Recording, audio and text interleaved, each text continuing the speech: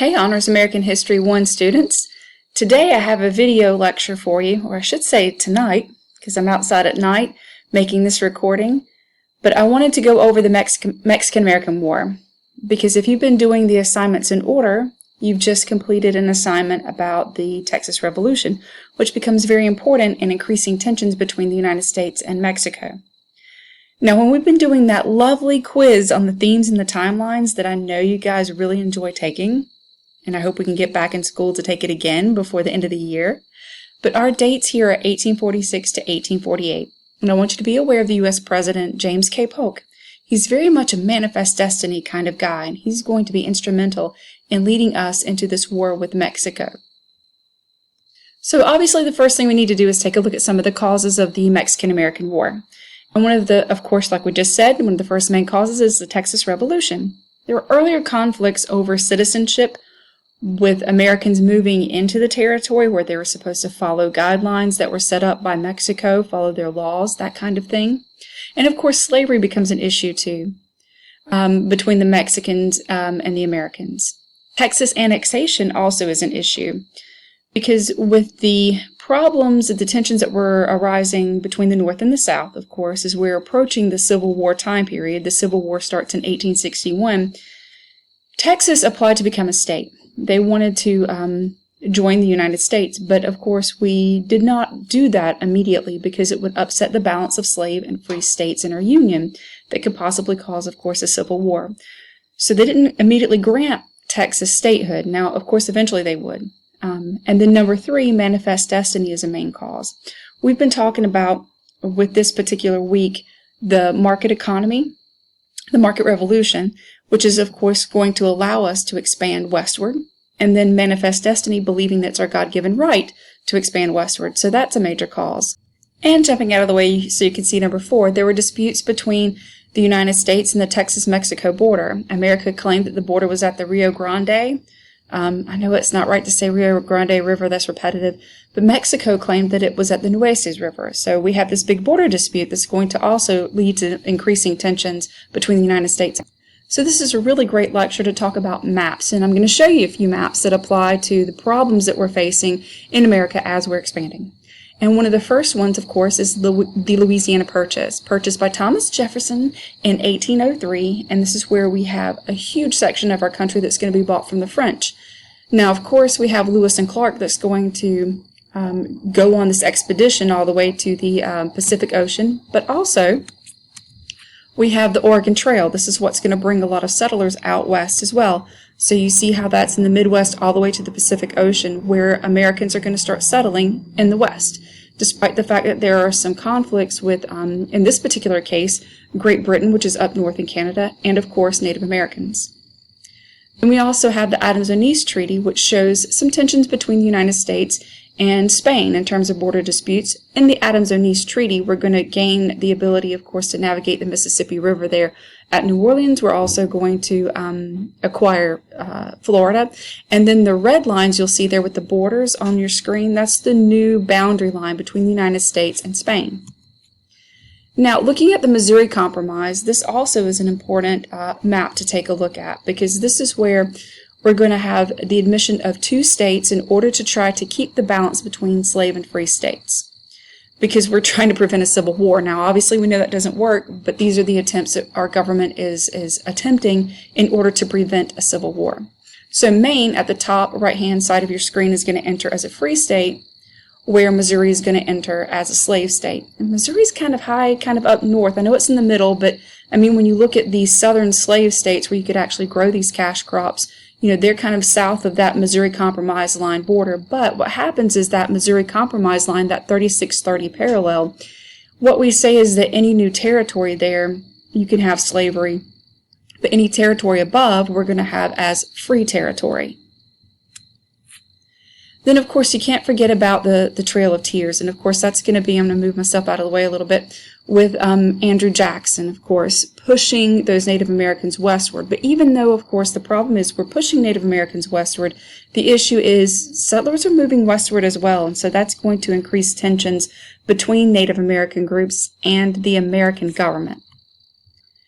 And then we have right here is what I was talking about at the beginning of the lecture, where we have the U.S.-Mexico border claimed by Mexico there at the Nueces River, and then the United States-Mexico border claimed by the United States at the Rio Grande.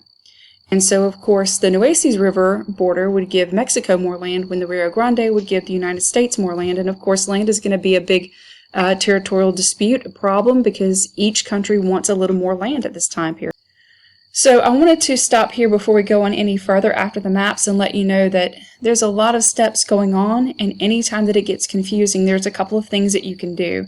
You can stop and rewind the video, or you can ask questions. Now, during the video, you'll notice that there are some questions embedded within our video, so you'll have to stop and answer those. But again, just send me an email if you're in the middle of this video, you don't know what's going on, things aren't making sense. You can post that either to our discussion page, or you can send me an email.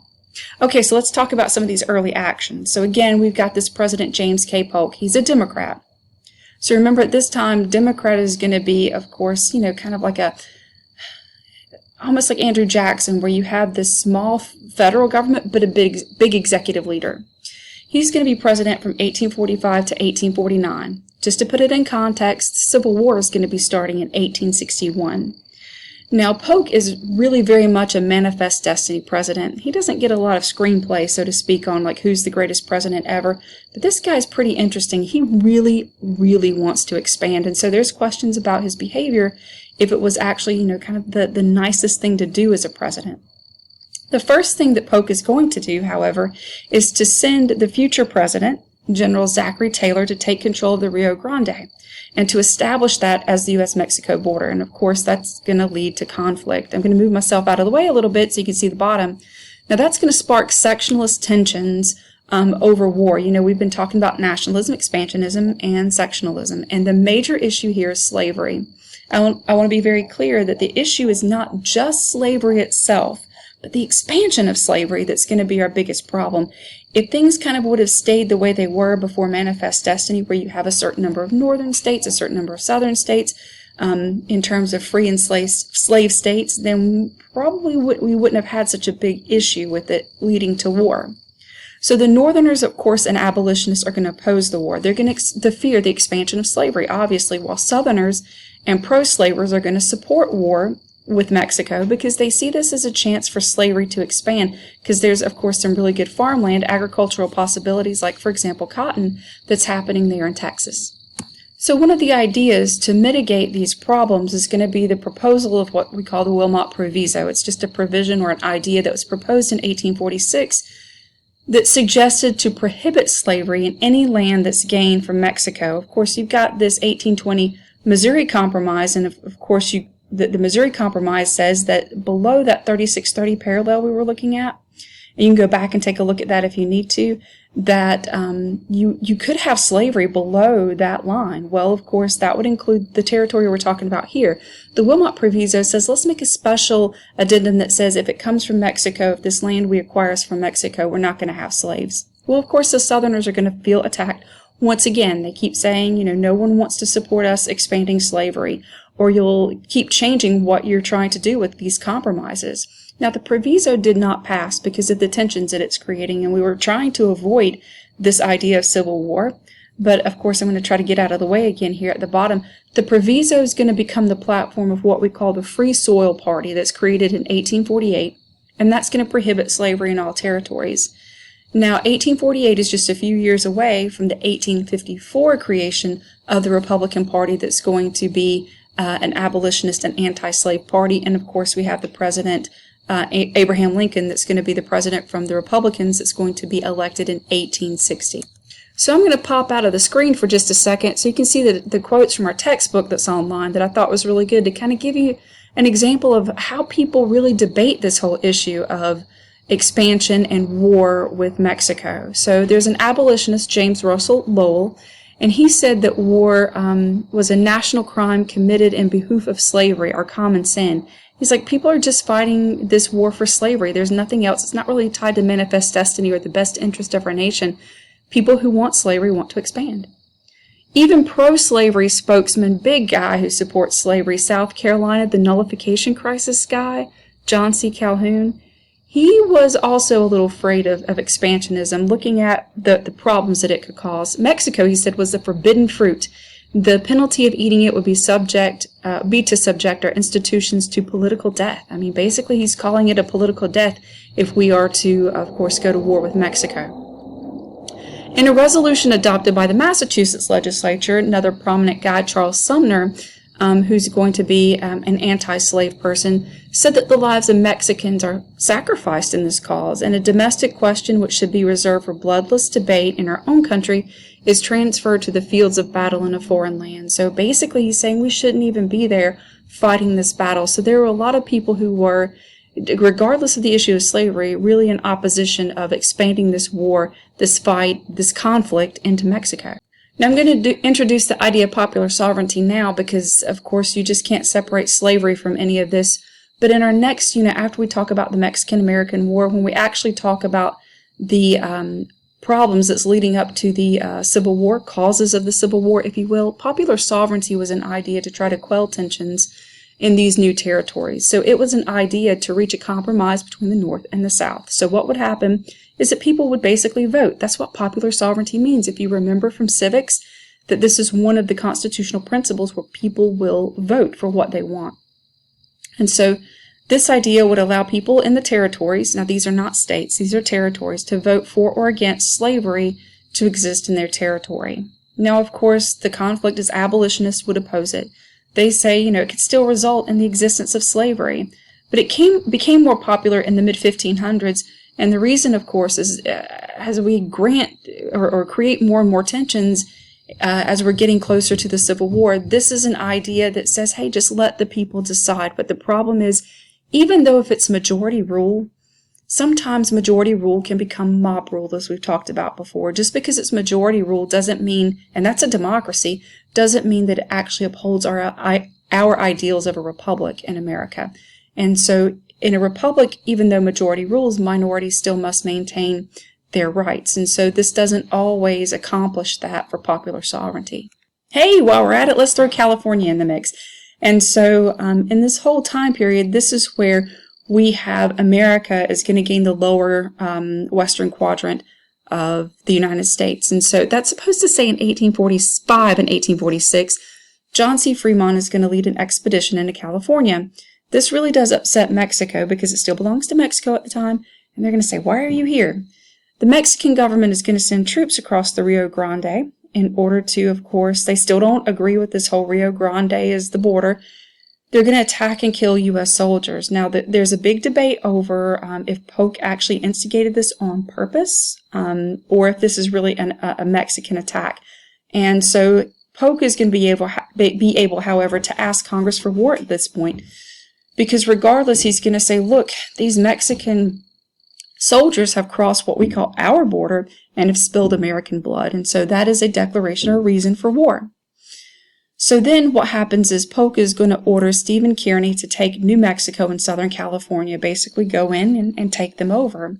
And in 1846, California, kind of similar to what happened in Texas, is just going to declare itself to be independent. Hey, we're independent. We're out of Mexico, and so they become an independent republic. The Bear Republic, that's going to be part of their flag. But also similar to Texas, they don't immediately become a United States state.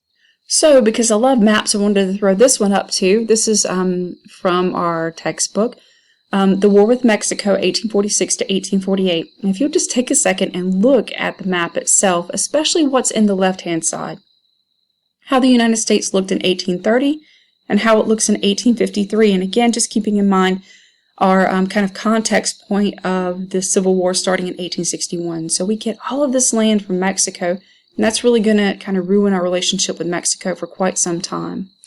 Now, if you remember, just kind of fast forward a little bit, this is going to be an issue with World War I, where we had the Zimmerman telegram, if you remember that.